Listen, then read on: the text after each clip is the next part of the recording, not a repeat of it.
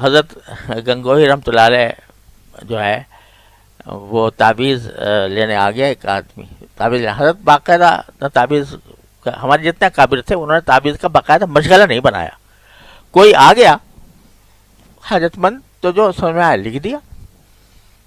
تو تعویذ ایسا بھی.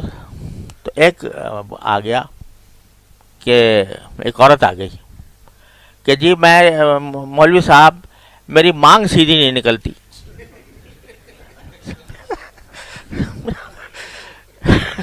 میں جب بال بناتی ہوں تو مانگ سیدھی نہیں نکلتی, کوئی تعویذ بتا دو کہ جس سے میری مانگ سیدھی لکھنے لگے.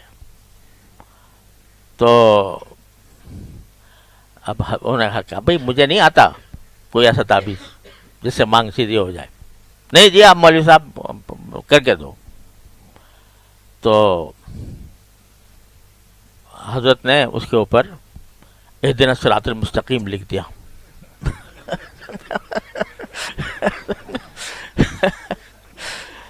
تو وہ ہو گئی سیدھی اس کی مانگ اتفاق سے. ایک اور آدمی آیا حضرت گنگوئی کے پاس کہ جی مجھے فلاں میری حاجت ہے دنیا کی, اس کے لیے کوئی تعویذ دے دو. تو حضرت نے کہا بھائی مجھے نہیں آتے تعویذ. نہیں مولوی صاحب دے دو. تو اور کچھ سمجھ نہ آیا, حضرت نے اس پر لکھ دیا یا اللہ میں جانتا نہیں یہ مانتا نہیں.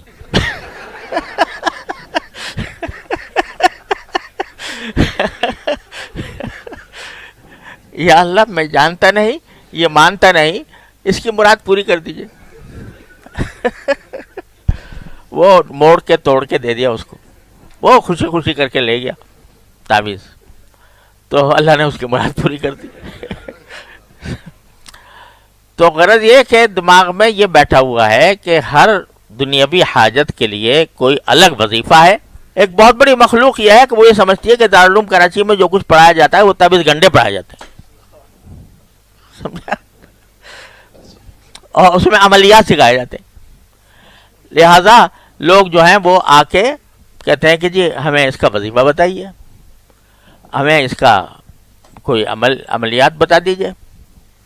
اور اگر نہ بتایا کہ جی آپ سارے اتنا بڑا دارالعلوم کھولا ہوا ہے اور آپ کو وظیفے آتے نہیں,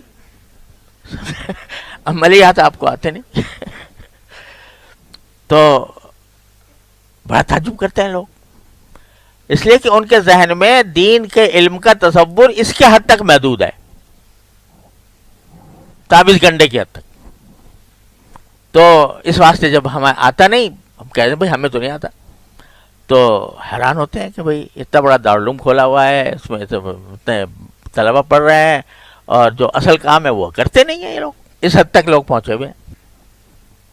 بہت بڑے بڑے وہ چھپے ہوئے ہیں نا کتابیں, وظائف کا انسائکلوپیڈیا, سمجھے آپ. اب وہ سارے اس میں لگ رہے ہیں دلچسپی کے ساتھ, سارا علم اس کا حاصل کر رہے ہیں کہ بھئی یہ کون سا وظیفہ کس کام کا ہے.